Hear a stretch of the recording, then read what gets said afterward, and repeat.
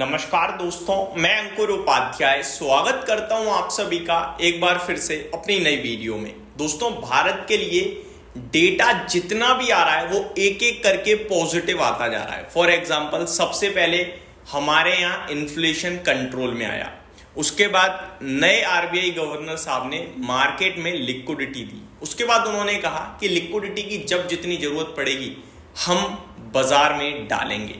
After that RBI ने rate cut करा, अगली बार मीटिंग हुई फिर रेट कट किया। ग्रोथ की बात करें तो लगातार बेसिस पे हमारी ग्रोथ ऊपर जा रही है।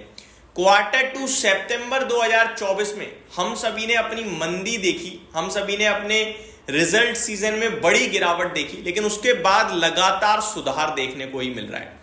अब अगर मैं अभी रीसेंट के अपडेट्स की बात करूं तो आईएमडी ने, मौसम विभाग ने कहा कि भैया इस साल सामान्य से ज्यादा बरसात होगी, तो पूरे एफएमसीजी के लिए पॉजिटिव हो गया। कच्चे तेल के दाम लोएस्ट पॉइंट पे चले गए थे, अभी रिसेंटली तो $60 के भी नीचे निकले, तो वहां से हमारे लिए बड़ा फायदा होता है। डॉलर लगातार टूटता जा रहा है, उससे हमें फायदा होगा। रुपया लगातार मजबूत हो रहा है, उससे हमें फायदा होगा। दुनिया भर में जो ये रेसिप्रोकल टैरिफ की जंग छिड़ी, इससे बड़ी बड़ी ब्रोकरेज फर्म्स ने कहा कि भैया भारत के लिए ये गोल्डन अपॉर्चुनिटी होगी। यानी कि हमारे लिए चारों तरफ से पॉजिटिव ही पॉजिटिव दिख रहा था। अब इसमें एक और डेटा पॉइंट जो आज आया है वो भी ऐड कर दीजिए। वो डायरेक्टली एक महीने का डेटा होता है, वो डायरेक्टली आपको बताता है कि किस जगह कितनी ग्रोथ दिख रही है और कैसा चल रहा है माहौल। दोस्तों, मैं बात करने जा रहा हूं यहां पे। सबसे पहले तो मैं आप सभी के साथ बात करने जाऊंगा, सर्विस सेक्टर का पीएमआई डेटा आता हुआ दिखा है और साथ ही साथ पीएमआई डेटा आया है कंपोजिट और मैन्युफैक्चरिंग का। तीनों जगह ही बेहतरीन प्रदर्शन है, मैं ये कहूंगा। एक एक करके डिस्कस करते हैं। सबसे पहले अगर मैं बात करूं इंडिया का एचएसबीसी अप्रैल का है, एचएसबीसी पीएमआई यानी कि पीएमआई कंपोजिट यानी कि सर्विस और मैन्युफैक्चरिंग दोनों का मिला के जो एवरेज है वो 59.5 पहले था, अभी 60 हो गया है और ये बहुत अच्छा माना जाता है। हमारा भारत है जो 59, 60, 61 कर रहा है।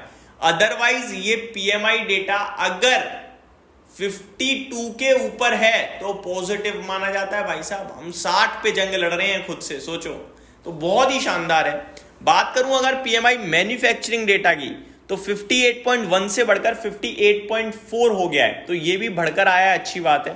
और सर्विस सेक्टर में तो वापस से ज्यादा ग्रोथ दिख रही है, 58.5 से बढ़कर 59.1 पे आ गया है। तो दमदार डेटा आया है मेरी नजरों में एक बार फिर से। ये दर्शा रहा है कि भैया रिवाइवल है, ग्रोथ है, मैन्युफैक्चरिंग हो चाहे सर्विस हो, हर तरफ है। तो ये बहुत ही शानदार लगा मुझे डेटा।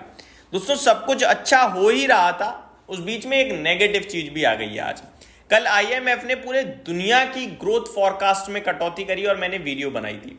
आज वर्ल्ड बैंक की तरफ से अपडेट आ रही है और वर्ल्ड बैंक ने भारत की ग्रोथ का टारगेट कट कर दिया यार। ये थोड़ा सा नेगेटिव लगा, लेकिन ये पूरे साल की बात कर रहे हैं, हम पूरे फाइनेंशियल ईयर की बात कर रहे हैं और ये जो डेटा है वो अभी रिसेंट का है। और अगर डेटा ऐसे ही आता रहा ना तो वर्ल्ड बैंक जो है वो दोबारा अपना टारगेट बढ़ा देगा, क्योंकि ग्रोथ तो दिख रही है। ये तो आगे को लेकर चिंतित होंगे शायद, लेट्स सी आगे क्या होगा क्या नहीं होगा। बट क्या कहा है वर्ल्ड बैंक ने वो मैं आपके साथ शेयर करता हूं। वर्ल्ड बैंक ने भारत के इकोनॉमिक ग्रोथ का फॉरकास्ट 0.4% से कम कर दिया है। 0.4% कह लीजिए या 40 बेसिस पॉइंट कह लीजिए।